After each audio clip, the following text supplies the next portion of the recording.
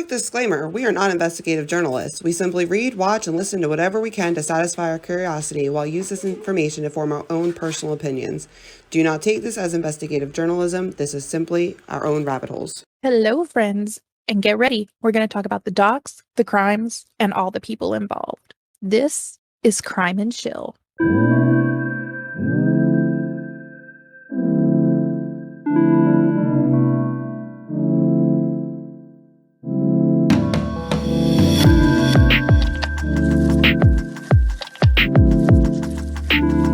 Hi guys, I'm Victoria, and today I don't have Rachel with me because she was busy. She's a busy little bee. It happens.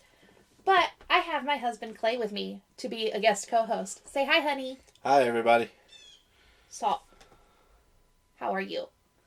I'm good. Just here. Just here? Did you have a good day today? Yeah. Got new shoes. Cut the grass. Putted. Sounds like a good day. Yeah. Yeah? Good day. Good day. All right. Let's talk crime news. Also, if you can hear that bird, there is absolutely nothing I can do about it. I'm sorry. So you just get to hear a bird today. So, let's talk. Okay. We're going to talk about crime news. Are you ready? Let's go. Okay, so first we have a couple things out of Greenville, South Carolina that we're going to be talking about. First things first is earlier this week, Greenville County Police released a statement telling people to stop having sex in the park. So guys, if you're one of the people having sex constantly in the park, in the parking lot, I think from my understanding they were parking their cars and then having sex, stop it. Greenville County said it's enough. That's a normal thing, though. Teenagers, they don't have their own house. As long as they're going at night, I don't care. I mean, don't do it in the middle of the day. That's bad. This is the thing. Regardless if it's night, day, whatever, here's the thing you have to remember. If you get caught having sex in public in your car, you can still get arrested and go to jail. Yeah, you can. Most cops, especially with teenagers, they're nicer about it and they're like, get out of here. I said it was okay with me. I didn't say it was legal. No, it is not legal. No. So, just so everybody knows, don't have sex in Greenville County parks because they're tired of your shit. Yeah.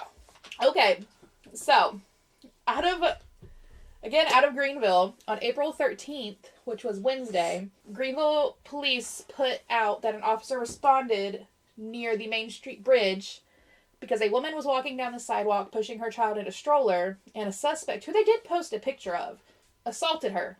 Would you like to know how he assaulted her, honey? How? By hitting her with a plate of whipped cream. And apparently he had done this to several different people several times throughout the day. They released, I think it was on the 14th, at the time of this recording. He has not been arrested, but he was ID'd. His name is Andre Eugene Moore Gerald. So you have a long ass name. So they just haven't caught him, or they just Last haven't I gone saw, to get him? he's not in custody. But they know who he is. He is being charged. There is a warrant out that says he does have a warrant out for assault and battery. Yeah. I mean, you hit somebody. He was identified through CCTV footage, which is security cameras in Greenville, downtown area, and also his own YouTube videos. So apparently he has a YouTube channel. I don't know if he posted this video. I have not gone and sought this out and looked. Hey guys, watch me as I assault people. But that's the thing these days on the YouTube machine, man. People do pranks and things and think they're funny, but it's not funny when people get hurt. I get it. I understand that it might just be whipped cream. I can't tell if it's a paper plate or what kind of thing it is that he's using. Because you can see him holding the plate in the picture. But I'm not positive on what it was. If they're going after him to, arrest for assault, he probably put some force behind it. Yes. Also, this woman was walking down the street minding her business. Yeah. Do it to your friends, not to strangers. Yes. But, listen, it was a beautiful day Wednesday. It was a day like today. The sun was out. It was in the 80s. Everybody was just trying to enjoy their day. And you could just soak up the sunshine and have a nice day. No, we out here acting a damn fool, hitting people with whipped cream. Act like you got some damn sense and your mama raised you right. You have any other thoughts on that? No, that's pretty much it. So, the second thing that I'm pretty sure everybody else has heard of at this point, but you don't watch the news, so you don't know much about it. There was a shooting that injured about 29 people in a Brooklyn subway on Tuesday, April 12th. I actually did hear about it a little bit. The suspect, who we will go into in just a minute about, he was disguised as a construction worker, and during the early morning hours rush of the subway, he was in a subway car as it was coming into the thingy where they pick people up. Terminal. Okay. It was coming into that, slowing down. The doors were about to open. He set off 2 smoke grenades, and then he opened fire. He put on a gas mask on himself, first of all. Smart. I mean, not good. I said So he smart. put on the gas mask. He released 2 smoke grenades inside of the car as it pulled in. And then after that, he took out a 9mm semi-automatic Glock and fired 33 rounds into the crowd. So there's people in the car. There's people that were waiting to get on the car. From my understanding, out of the 29 people, only 10 of them were injured by the actual shooting. The other, however many, were injured as, like, basically getting trampled. Things like that. Yeah, that's gonna happen. You cause mass Subway hysteria. and people are panicking. But the police did take 62-year-old Frank James into custody the following day. So, happened on Tuesday. He was picked up on Wednesday. See, that's the story that I saw, so that's the only thing I've seen about it. So, here's the thing. He called Crime Stoppers on himself on a payphone and sat there and waited for the police to come pick him up.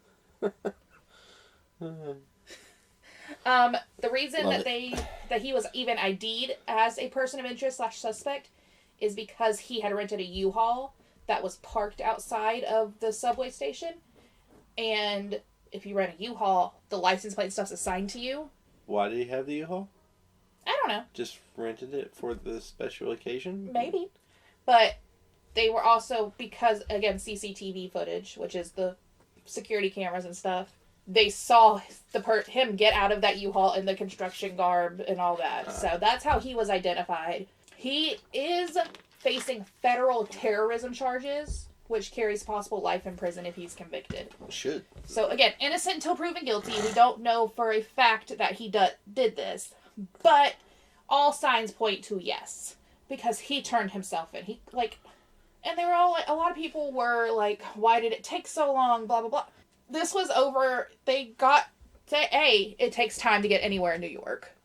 Again, this was I think it was 9-something in the morning. Rush hour, people were going to work. Same thing we deal with here. But from the shooting to when he was arrested, I believe it was 12, 13 hours. See, I think most people are just used to, in most situations, when there's a mass shooting, the shooter either shoots himself afterwards or stays and... kind of goes at shootout with Yeah, police. go out shooting. The suicide by cop. So when they actually just shoot and leave, they're not going to be able to catch them like nothing. Right. It takes a minute, you know. It's not to me, for it to be done to have him picked up in under 24 hours is great.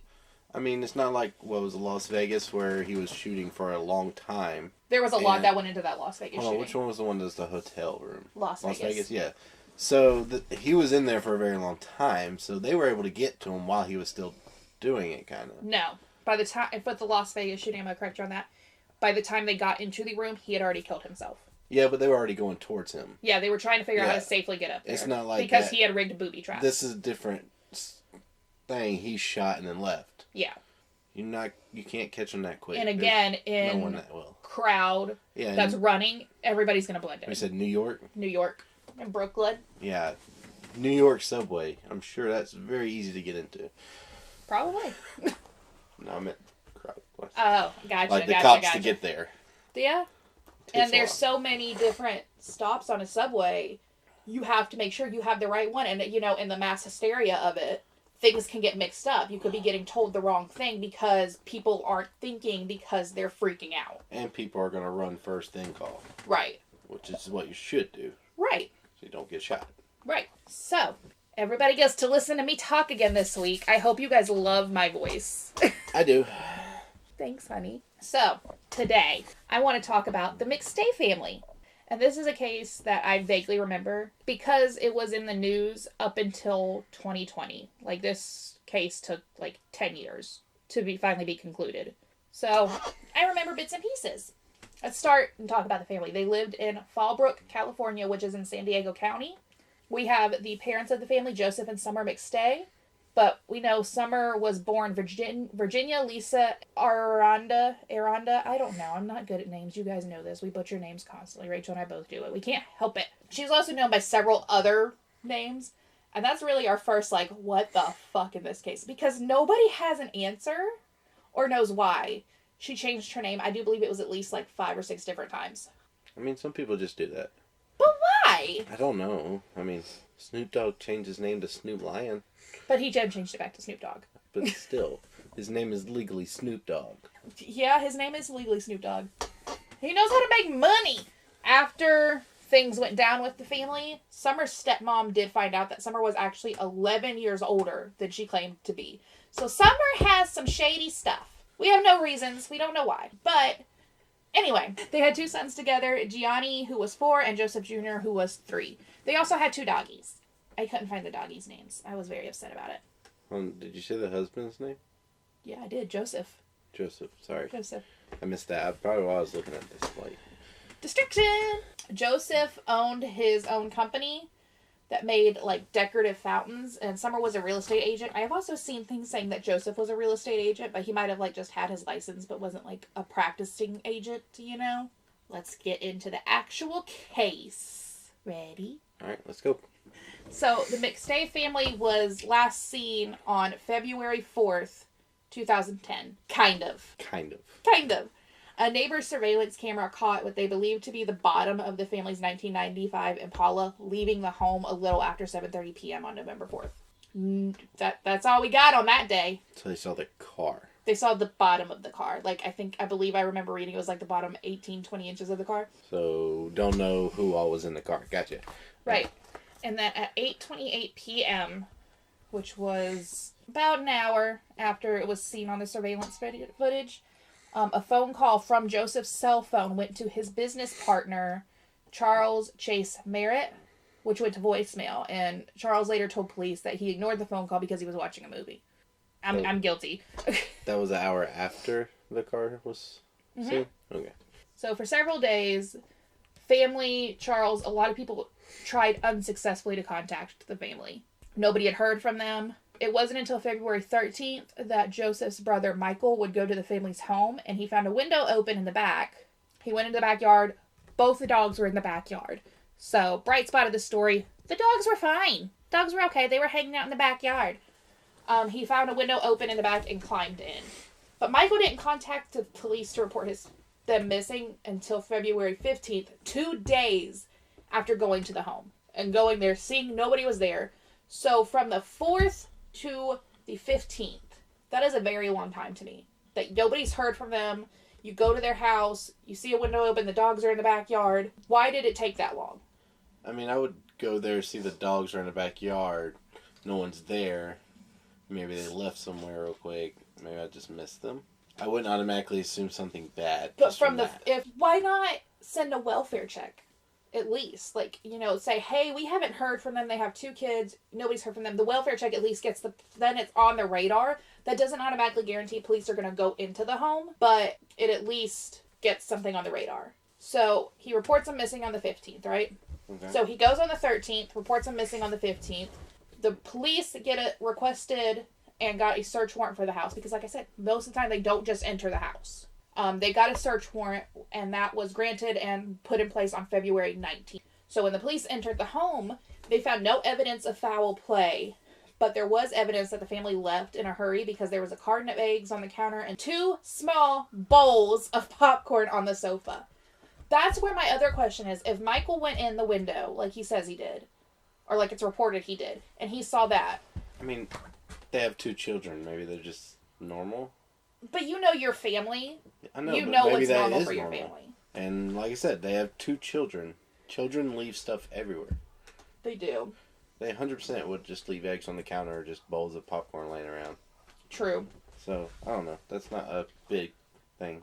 So, during that investigation, the police found out that on February 8th, the family's car was towed from a small strip mall near the Mexican border that they believed to have been parked there sometime between 5:30 and 7 p.m. on the evening of the 8th. So, cameras that picked up on the 4th. We have a phone call on the 4th. Cars towed on the 8th. From the Mexican border. Right, which is 67, pretty much 70 miles downward from them. Okay, so we have Fallbrook's like in the middle. We're going 70 miles down. Did it say anything about how long the car was sitting there before it was towed? No. Okay.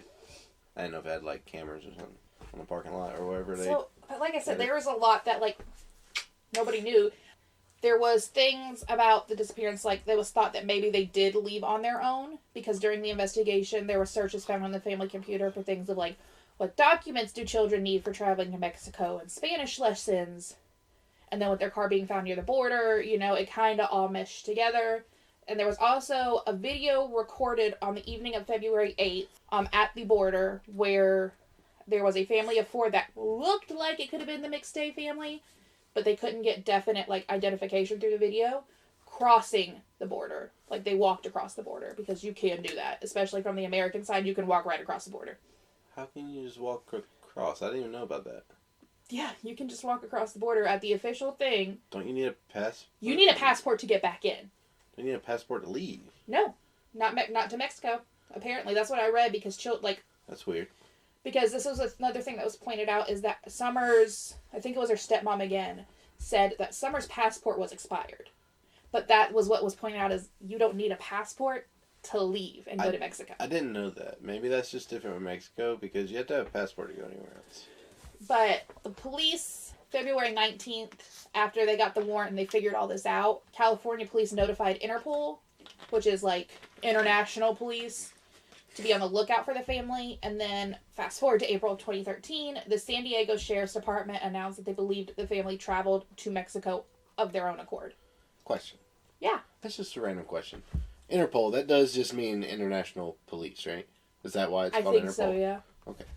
So, let's sidetrack a little bit. We're going to go over here for a minute. All right. You love my sidetracks. Y'all love it when we sidetrack, I think. I don't know. So, there was a radio host named Rick Baker who started following the case in 2013. He had interviewed Michael Mcstay. He interviewed dozens upon dozens of people. He went to Mexico, Haiti, a bunch of different places, because there was reported sightings of the Mcstay family every fucking where. Why? Because sometimes people just look like other people. Apparently, I have a doppelganger running around Spartanburg somewhere. I do too, apparently. Rick did put out a book called No Goodbyes, The Mysterious Disappearance of the Mcstay Family. In his book, from my understanding, his theory was that Summer killed everybody. Why? I don't know. I didn't read the book. How do you make a whole book based off that? So you can sit there and write this is facts. This is facts. This is facts. Here's theories. I still don't see how that would fill a whole book. Oh, you can fill a whole book on anything Maybe if you wanted to. Maybe it's just because I'm not into the crime world. So, back on track. Right, before the family's disappearance, there was no withdrawals taken out of their account that would point that they were putting money aside to leave the country. Because you can't leave the country, you can't start a new life without money. I mean, that can be explained. If they were trying to leave without letting anybody know, they would just slowly had money stashed and whatnot, but... And then after the disappearance, the bank accounts remained untouched. Yeah, because if they didn't want no one to find out where they were at, they're not going to use it. Mm-hmm. So that makes sense. So, fast forward. Okay. November 11th, 2013. 3.5 years later. 3.5 years later. There was a man that was out riding his motorcycle in the desert area. And he found 4 human remains in a shallow grave near Victorville, California, which is 100 miles up from where the home was. Which means, like I said, the border is 70 miles down from Fallsbrook. So their car was down here. So we can go ahead and say it's probably 170-something miles of shallow grave to the Mcstay's family car. I've never understood those situations. You got someone riding a bike, motorcycle. How do you come across a shallow grave? I don't understand. If it's shallow enough, if you're out there messing around and you're kicking up dirt, it's going to turn shit around. That's a really shallow, 4 inches shallow, above the body. Could have been. That's stupidly dug. So from the time the shallow grave was discovered, it took 2 days to identify 2 sets of the remains as Joseph and Summer. The mother and father. Mm-hmm. The deaths were ruled a homicide. There's a lot that we're going to get into in just a minute. But beforehand, I would like to make a note here and talk about this. We just talked about Rick Baker. Yes. He offered to give refunds to anyone who bought his book before November 2013 because he was wrong. I mean, that's really nice, but doesn't make sense because, it's not like you're going around saying, this is what happened. I didn't read the book, so I don't know how it was worded. But he, like, apparently, like, it was just, you know, like he said Summer committed these murders. I mean, I guess maybe he had a guilty conscience about it. Maybe. But he did offer refunds to anybody that bought his book. And I was like, that's pretty nice. It is. But I think it was mainly just to sedate his own guilt. Maybe. So, here's where things start to get interesting. Okay. So, like I said, we have Rick Barrett, who was the radio guy that got into the case. There's also a bunch of people in the public that are just interested in the case. Barrett or Baker? Baker, I'm sorry. Okay, I got confused. Don't know where I got Barrett from. So, again, it's just like a bunch of just armchair detectives, you know? Yeah. Like, Rachel and I sit here and research cases. We come up with our own theories about shit. The investigators and the public turned their attention to Charles Merritt, the business partner from earlier. Yeah. One that he tried to call? Yes. Okay. He was the last known person to have contact with Joseph. He was the first to notice them being missing. Apparently, on February 4th, when they went missing, he had a meeting with Joseph that was probably about an hour and a half, 2 hours. So they're like, you were the last one to see him, and you're the first one to say they were missing. Let's talk to you. A quick search. So obviously, things are public record. Yeah. I don't know California's rules of, like, looking up people's backgrounds, but the police can do it, regardless. Merritt's prior background revealed felony convictions of burglary and receiving stolen property. His last conviction being in 2001 for the theft of over $32,000 worth of welding and drilling equipment from another company he was working for. Does that equal he committed murder? Nope, it doesn't. Makes him suspicious, though. It does, because now we know you have felonies. We know you have a history of theft. Merritt was kind of running his mouth, though, a little bit. Like I said, he confirmed to have spent over that hour with Joseph. He was saying he claimed to have passed a lie detector test, proving his innocence. This is the thing. It doesn't matter if you pass a lie detector test or not. Lie detector tests are inadmissible in court because they're finicky. Go back and listen to the Lyon sisters case, where somebody failed a lie detector multiple times about their involvement in this, but it was proven they were not involved. Well, I mean, they go off things like heart rate and everything, and it's based off the individual person. Listen, I would fail a lie detector test even if I did nothing wrong. You know why? Because I'm an anxious person, and if I think you're bad at me, my heart rate's going to skyrocket because I'm like, oh God, you're bad at me. They're supposed to be like, that's why they have baseline questions. Right. So you're already in a panicky mood, but still people can fool them. I mean, I'm pretty sure psychopaths can fool them because they don't feel any remorse about what they did or anything, so they don't care when they lie. I'm sure So they could. That's why they're inadmissible. So, again, like I said, he was running his mouth. So in 2014, he was talking about writing a book about the family for some fucking reason. Like, why the fuck are you in this shit that much? Because I don't even agree with Baker writing the book, but I understand why he did it. Because that's how true crime things happen. Is people that have no business being in it, putting they shit in it.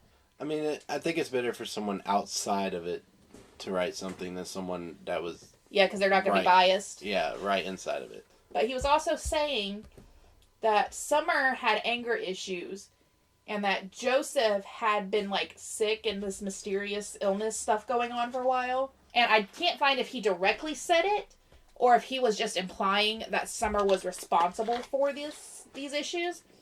But Joseph's family spoke out after this. What, like poisoning? I don't know. Joseph's family did speak out after that, and they did confirm that Joseph was indeed having issues with a mysterious illness. Nobody really knows why.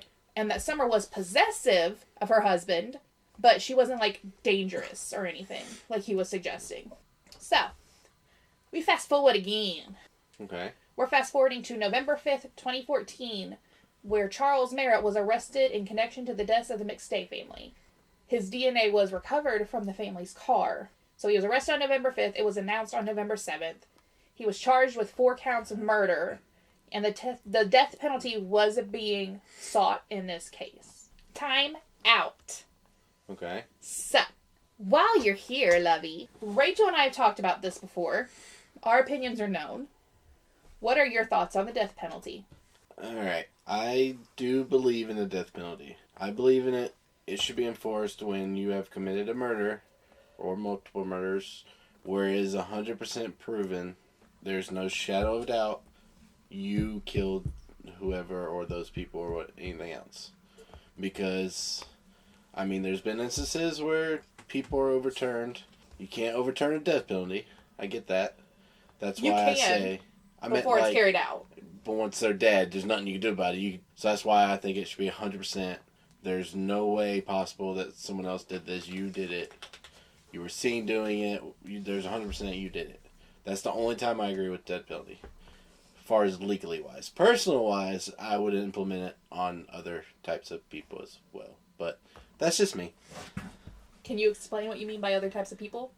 Pretty much anyone that does anything to a child molesters, that's just personally. I get you can't do that legally, but, that's what I think. I think most people agree that if children are involved, that death penalty should be implicated. I mean, if you don't think that, I have questions for you. Like I said, Rachel and I have talked about it. I'm iffy on the death penalty. Rachel's on the same page as you, 100% without a shadow of a doubt. But I do agree because for me, with children, there's ways to prove 100% that you did it. Most kids aren't going to lie. There's a way to tell if the kids are being groomed to lie. If it was the extreme form of things being involved with children, there's DNA. Blech. But I can kind of agree with that. I mean, like I said, I have issues with it because I just don't believe in tit for tat. I do. And I'm very much a turn the other cheek type of person. I always say to people, if they have like a younger sibling or children, how would you feel if it was yours? You've pulled that on me before. And that's usually when people are like, yeah, I'd want them dead. And that's fair, and that's how I feel about it, and that's why I think anything involving a child, like child molestation and stuff, they should be killed. That's just my personal opinion. Okay. Well, that's your opinion, and everybody's entitled to their opinion. Yep. So, back on track. Like I said, charges were filed in November of 2014. In July of 2015, the defense tried to get charges dropped because of the wording the prosecution used when they filed charges. Let me explain. According to the lawyer for Charles Merritt at the time, the police were saying and believed that he beat the family to death inside of their home. But the paperwork laying out the charges said he beat them to death in a different jurisdiction where the bodies were discovered. So the paperwork says he beat him to death before he put him in the shallow grave. The police are saying he did it at the house. I mean, which one was it? I don't have definite on that. There's going to be evidence of if they found where they did it. I mean, I think y'all said it on your podcast before. You can't get rid of blood. You can't get rid of blood. So because I've never seen anything about the house, and they're not saying the house, but the window was open, so the house might not have smelled of bleach, but I'm sure they probably checked the house after the fact. I'm not seeing anything that confirmed that the house was the place where the murder took place. Okay. I mean, I'm sure they know if they used it. I mean, if they were fighting against it, then there was evidence because he was trying to get that part thrown out. Obviously, the defense lawyer. Mm-hmm. So he's trying to get anything to throw it out. So obviously there was evidence of where it was done. I just didn't know if it said. So according to affidavits filed in this case, the autopsies concluded that all 4 victims had been beaten to death with a 3-pound sledgehammer found in the grave with Summer and one of the boys. There was also clothes found in the grave. And the sledgehammer and the clothes had paint on them that was the same paint that the family was using to repaint their home. And Merritt kept saying, there's no DNA leaking me to this. There's nothing. I said earlier that his DNA was in the car. His DNA was found on the steering wheel and the gear shift, despite him saying he never drove that vehicle. And again, from where the bodies are found to where the car was towed is about almost 200 miles. I mean, he obviously drove it down there to make it look like they left. I mean, I guess. I mean, if he did that, that's what happened. I mean, smart. That way try to make it look like they just left, and then there's no murder investigation, they're not looking for him. Mm-hmm. Had the graves not been turned up. Yeah. They were still looking in, Mexico and stuff for him, but not actually looking for bodies, so it worked for a time being. So, what was the motive? Because even when there's not a motive, there's something. Which means either it was out of anger real quick or just fucking plain cruelty. Like we see in a lot of cases, the motive behind this was money. I talked earlier about his prior convictions. There's obviously money there. $32,000 worth of equipment being stolen from somewhere. You were doing something you shouldn't have been. Prosecution alleged that Charles had a gambling problem and that he wrote checks from Joseph's business account in the days following the family's disappearance for more than $21,000. And then he went on a gambling spree in casinos in the area and lost thousands of dollars. Listen, here's the thing. The trial took literally fucking forever to get started. So what did I say? He was arrested in 2014? 14. I think you said November. Yeah, November of 2014. The trial did not actually start until January of 2019. Because Charles Merritt kept firing his fucking attorneys and also kept trying to represent himself. Like a fucking dumbass. He just continued. I think at the time, I remember seeing, like, I feel like it might have been 2016 or 2017. He had already gone through 5 or 6 lawyers. Jeez. I might be wrong on that. I don't remember. Is there a reason? Like, why he was switching? They weren't doing what he thought they should have been, I guess. And, of course, that is your right. If you do not feel like your lawyers are properly defending you, fire that lawyer and get another one. But maybe he's just looking for one good enough to get him out of murder. But also, don't fucking represent yourself. That is so stupid. Because, like, listen, we've talked about Murdaugh case. Murdaugh's a fucking lawyer. He was in the solicitor's office, which is a prosecutor. He was in the prosecution's office. He could probably represent himself just fine if he wanted to. But he's not fucking stupid in that sense, and he has lawyers. Yeah. So don't ever represent your fucking self, because you're not going to be able to do it right. You're not. Because it's different. And again, Murdaugh now needs defense, and he's a prosecutor. You kind of have to fight a little different on the different sides of it. I mean, maybe he was just switching, trying to get the attention, bringing more attention to the case. It's possible. And maybe bringing in, like, a high-profile lawyer. Maybe? I don't know. I don't know if that's a thing. I don't know if it was getting attention because of that, but maybe that's what he was trying to do. It could have been. Like I said, the trial finally started in January of 2019. On June 10th, 2019, the jury would find Merritt guilty on all counts. And on June 24th, they recommended to the court that Merritt be sentenced to death. And the court upheld that sentencing in January of 2020. So we went from February 2010 to January of 2020 before this case was finally completely closed. Jeez. One thing I meant to say about before is this, and this is why I just, I told you they had 2 sons, 4 and 3. Yeah. The 4-year-old was struck 7 times with that sledgehammer. That seems anger. And they also believe that the family was tortured before they were killed. Jeez. So, something was going on there. I have a theory. Do you have any theories about? I mean, you said they were business partners, so they owned that business together. Mm-hmm. Maybe he was stealing money or stuff to get money. Like with his gambling problem? I mean, you can't just kill him because then it's harder to hide, so he had to kill the whole family. Doesn't really understand I guess that would... Maybe. I guess for, like, someone like that, it would make them mad enough to where they're killing in anger. Mm-hmm. To where is that much? But that's what I could think of, is maybe he found out he was stealing or something. Which, by the way, anyone starting a business, do not get a partner that has previous history of theft from businesses. Just a, TED Talk today or whatever you want to call it. Don't do that. That's bad. That's not a good idea. I'm sure it's worked out for a couple people, but in general, people stay the same. Don't do that. That's a bad idea. Definitely when you have a family to take care of. So my theory goes along with what you said. I think they said that he met with him for over an hour, about an hour and a half prior to the family's disappearance. I think he was being confronted about it. And I think Joseph said something about, he could have said something about filing charges against him, and that's how Merritt handled it, instead of owning up to his bullshit. The only thing I don't get about it is why the car coming out of the family, right? Mm-hmm. The house? Mm-hmm. So, could they see every vehicle that was coming in and come out? Like, or was it just the way it drove that you could see it? Because I doubt the dude walked there, killed them, drove them out, drove to the border, and then walked back. Mm-hmm. I mean, there had to be another vehicle involved. Somewhere along the line. Yeah, so I don't know as far as what else was on the surveillance tape. I mean, it could be possible because, like you said, they only saw what you said, 18, so 1.5 feet of the car. Mm-hmm. I mean, so it's possible that it was just because of that angle they saw it, and other vehicles could come in and out without being seen, maybe.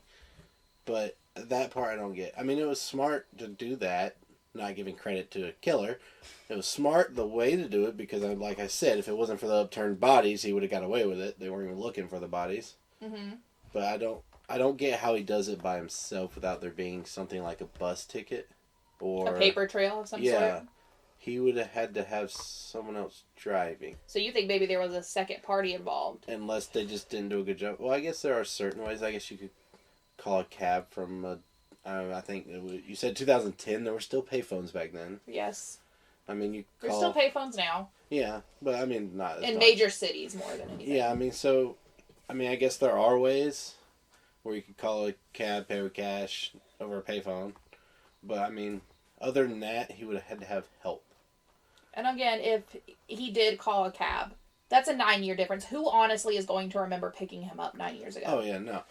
But, and also, like, how he got to their house originally. That's what I don't understand. Yeah. So I have not gone through the entirety of the court records of what is available. Because, listen, that takes a very long time. And I'm not always down for that. I will gladly sit here and I will scour the internet and read every possible thing I can. But court records, court documents, they're insanely long. Yeah, because they encompass everything that they have to have, every little thing has to be noted. I ain't got time for that sometimes. But that's the conclusion of that case. Okay. But I have some follow-up questions for you. Because why not? I have you here. Okay, let's go. We've already discussed your views on the death penalty. Okay. In South Carolina now, they are now able to, when they are sentenced to death, somebody just had to do this, choosing between the electric chair and firing squad. And in South Carolina, the firing squad is 3 officers, for the record. I have a question about the firing squad thing. Yes.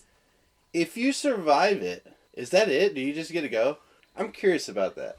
It is set up for it's it possible. to be a kill shot. I understand, but people have survived those. They're not getting them medical attention. So they're going to bleed out. That's true. Okay. I didn't think about that. Never mind. So, with that being an option, like, they have to pick, basically. Yeah. I don't know if there's an option to just let the state play, like, Yahtzee and just pick one for them. But having to... Coin flip. pick, because it is currently under fire. Yeah. At the moment. What are your thoughts? Do you think it's cruel and wrong to make them pick? Or is it just, you shouldn't have done it? You're dying. Why not pick your death? I mean, I'm picking firing squad. That's a cooler way to go out if I had to. I mean, personally. But, I mean, I don't see it as being cruel. I'm sorry, you can't be cruel to a murderer. And I don't care what you do. It's not cruel. Picking your own murder, I feel like that's better. At least to me it is. I'd want to pick how I die. Mm-hmm. So I don't see that as being cruel. I mean, what do you want them to do? You want them to get up on the stand and flip a coin for you? I mean... What do they expect? Yeah. When you have multiple death options, they can't just randomly pick them for you. They have to give you a choice. There's not really another way to go about that. Because, so for those of you that don't know, I think we have talked, Rachel and I did talk about this before when we talked about firing squad being implemented. South Carolina was a lethal injection state. But the drugs for lethal injection expired, and they couldn't get more. I don't understand the process of the drugs expiring. Because I'm like, if it was already supposed to kill you, wouldn't it just kill you more? No. I don't understand. Because some drugs, after a certain time, lose their effectiveness. Oh, it's like expiration dates on your ibuprofen or something. That doesn't mean they stop working or going to kill you. That means they're less effective. Okay. So maybe that's why? Maybe. I don't know much about the drugs that are used for lethal injection. I don't even know what's used, actually. But... Fun fact. It could be that. Fun fact. One of the drugs that is commonly found in the lethal injection combination is also apparently found in Dasani water. That explains a lot. Because I feel like dying when I drink that too. So, I mean, that's great. That makes sense. My other question for you. What's it like being married to somebody that's so interested in true crime? See, that doesn't really bother me. At first, I was a little worried. Not gonna lie.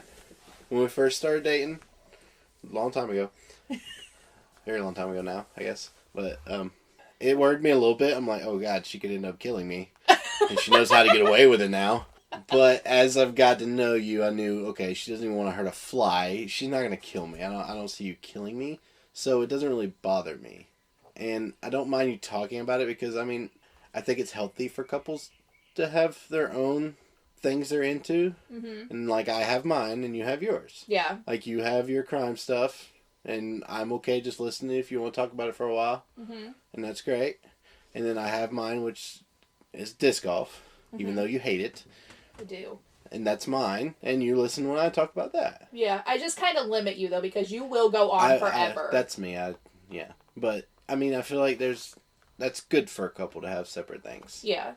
Like, I'm not into the crime world, like, at all. I don't even watch the news. Right. So... it's still fine, and that's how I learn stuff, is from you going over it anyway, because you tell me everything. So I don't need to watch news anyway. Yeah, you don't know what's going on in the world unless I tell you. Yeah, you tell me the interesting stuff. I mean, I think if you have a significant other that is into the crime world and you're worried about it, I think you might have other issues. Because you shouldn't be worried about your spouse wanting that they're going to kill you. But that's just me personally. I mean, yeah, if I did something massively screwed up for you to want to kill me, I probably deserve it. I know if I have pushed you to that point, I did something way wrong, bad, and I kind of deserve it at that point. So I think people that worry about that and let that bother them shouldn't. I mean, honestly, like you said, when we first met, you were like, oh God. That's everybody's knee-jerk reaction, is like, oh, so you're going to murder people? Like, no, that doesn't mean I'm going to murder people. It just means I'm interested. And mostly, it's joking. Yeah. Was it joking for Yes, you? it was. I mean, I didn't think you were going to murder me. I could take you, I think. Unless you shot me, of course. I mean, I can't stop a bullet. But, I mean, I was willing to take that chance. But I wasn't really actually worried about it. Right. Like, it's just a joke. But, like, I mean, it could happen. But if you worry about that kind of stuff, you're never going to do anything. How long did it take you after we met to realize, like, I was... Oh, that didn't take that long. No. I figured that out pretty quick. Oh, okay. Because I do remember on our first date, like, when we were talking about interests, I was like, oh, yeah, I'm really into, like, true crime. I like reading about serial killers and stuff. And I remember the look on your face, and I'm like, I'm not going to kill you. I'm not crazy. No, that's more of a jokingly thing, but... If anything... if you say, hey, let's drive down this back alley over here, then I would have gotten a little worried. Okay, to be fair, though, I had to change our first date because you wanted to take me fishing, and I was like, sounds like I'm going to get murdered because of my true crime shit. Okay, I see where that came off as. I get that. And I was like, how about we go see a movie? But because I wasn't thinking about the thing, I didn't think it would sound suspicious until you were like, hey, let's not do that. That sounds weird. Yeah. Like, okay, yeah, that's fair. It wasn't like I was intentionally trying to make it something that was, oh, let's go out to a lake in the middle of nowhere, yeah. Is there anything you'd like to add, honey? Not really. Like I said, I don't have anything to add. You don't have anything to add? Sorry, get that out. All right, well, now you guys know about the Mcstay Family. Thanks for tuning in this week. Be sure to follow us on all the social medias, Facebook, Instagram, YouTube. Subscribe and like on YouTube. Follow us on the Tickety Talk. In case you guys didn't know, we've said before that somebody hates that. It's my husband. He doesn't like Tickety Talk. For some reason, it annoys him. So now I say Tickety Talk every week. Yeah. Just be sure to subscribe and rate us on Apple Podcasts and Spotify. Join our Facebook group, Crime and Chill Fam, to talk more crime with us. We will be back to your regularly scheduled hosts next week. As much fun as it was to have you, honey, I miss Rachel. Oh, that's fair. I'm not good at this. And I don't even know what I'm talking about usually, so it's fair. But thanks for hanging out with me and recording with me. A large portion of our listeners is Podbean, apparently. I don't know anything about Podbean, but if you can, rate us on there, do that. Whatever it is you do on the Podbean. I just kind of like saying Podbean. But yeah, thanks for tuning in this week, and we will see you guys next week. Bye!